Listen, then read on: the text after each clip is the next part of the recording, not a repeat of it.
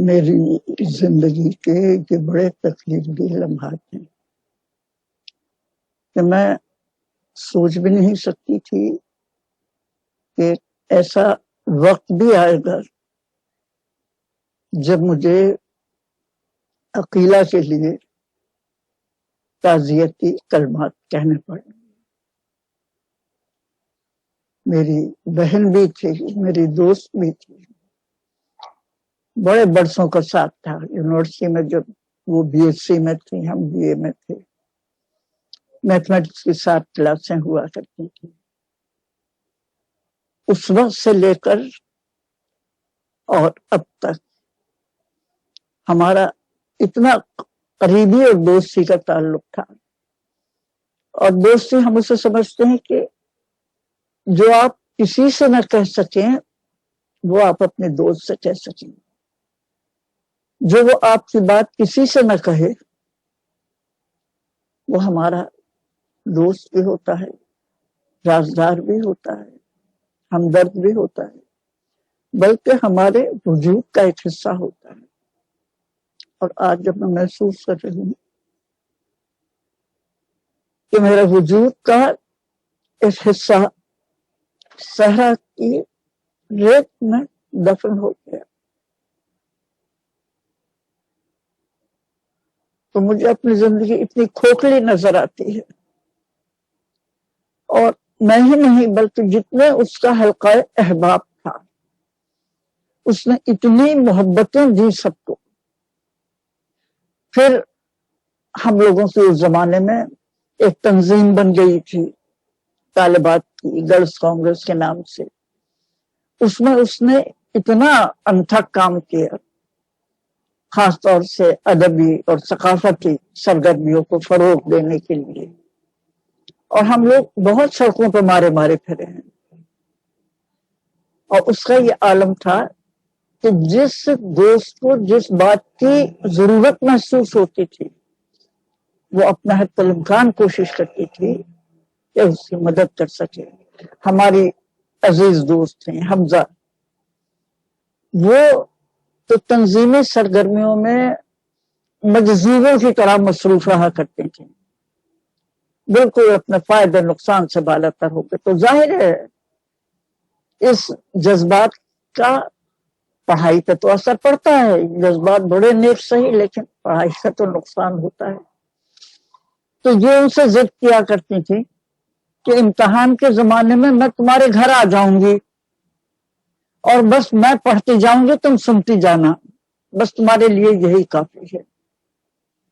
یعنی کسی کے ساتھ اتنی وہ کرنا کہ دیکھ کر کے یہ بشوق ہیں تھوڑی سی، ظاہر ہے اپنے کاموں میں زیادہ جنون کی حد تک مصروف رہتے ہیں. ان کا یہ ہوتا کہ میں بس تمہیں بتاتی جاؤں گی اور تم سنتی جانا. اور پھر دوستوں ہی نہیں، دوستوں کے بچوں سے ان کی اتنی دوستی تھی.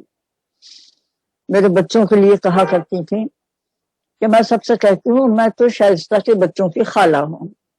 اور واقعی اس نے خالہ بن کے دکھا دیا. خاص طور سے عباس جب پڑھ کے آئے ہیں باہر سے تو بڑی ان کی وہ ہوا کرتی تھیں، منصوبہ بندیاں ہوا کرتی تھیں. وہ سوچتی تھیں کہ ہم لوگ مل کے، یعنی میں تو ظاہر آرٹس کی طالب علم تھی، جو ان کی سائنس پڑھانے والی پولیس تھی، کہتے ہیں ہم لوگ مل کے ایک مثالی سائنسی تعلیم کا ادارہ قائم کریں. اور پھر بہت سے لوگوں سے متعلق جب وہ سنتی تھیں کہ وہ لوگ بھی کوئی ایک تعلیمی ادارہ قائم کرنا چاہ رہے ہیں، تو پھر آہستہ آہستہ رابطے قائم ہوا کرتے تھے.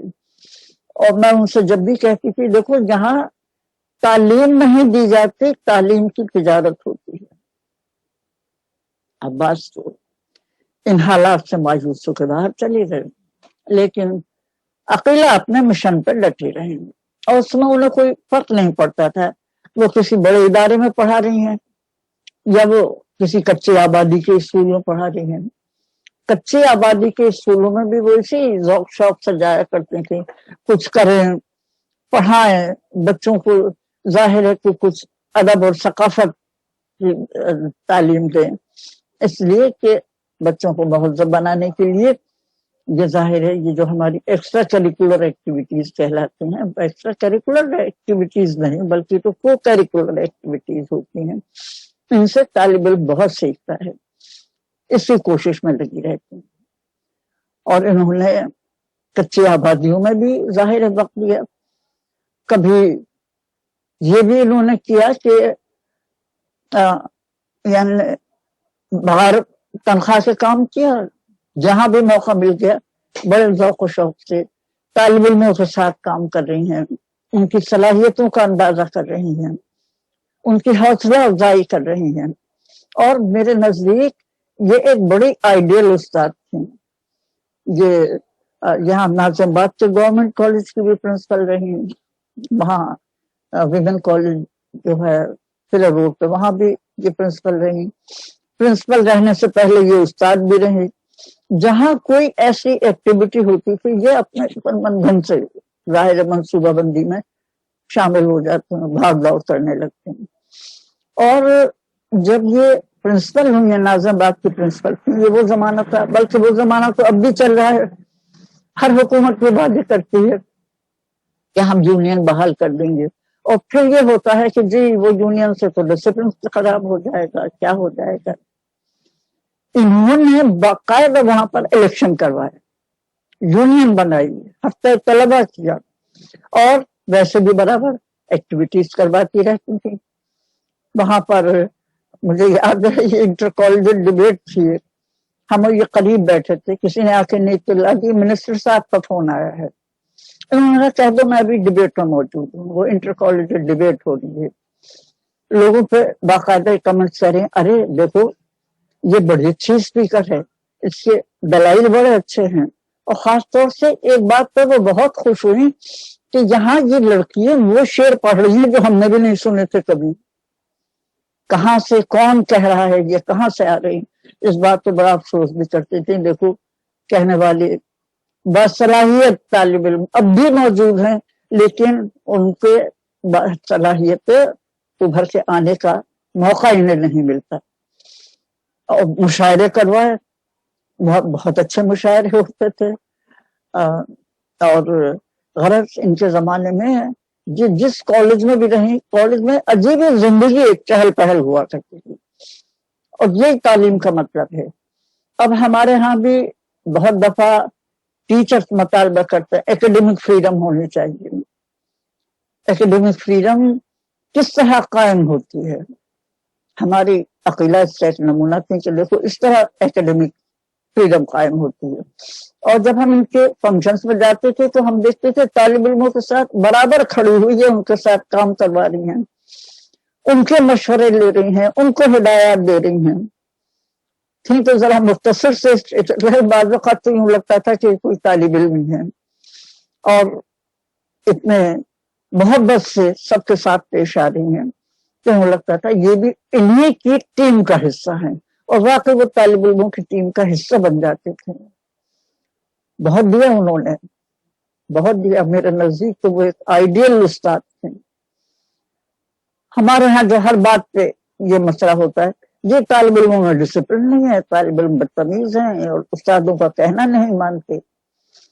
دیکھیے عقیدہ کی زندگی اس بات کا ثبوت ہے کہ طالب علموں میں ڈسپلن قائم کرنے کا ایک ہی طریقہ ہے، آپ ان سے محبت کریں، ان کی صلاحیتوں کو ابھارنے کی کوشش کریں، ان کے دوست بن جائیں، ان کے ایڈوائزر بن جائیں، ان کے مربی بن جائیں۔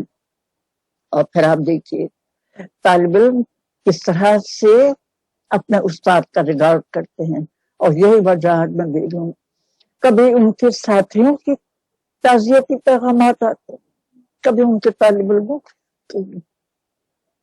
عقیلہ نے بڑا خزانہ دیا اس ملک کو، کاش محل اسی قدر کرتا ہے، اور عقیلہ نے بڑا سرمایہ جمع کیا۔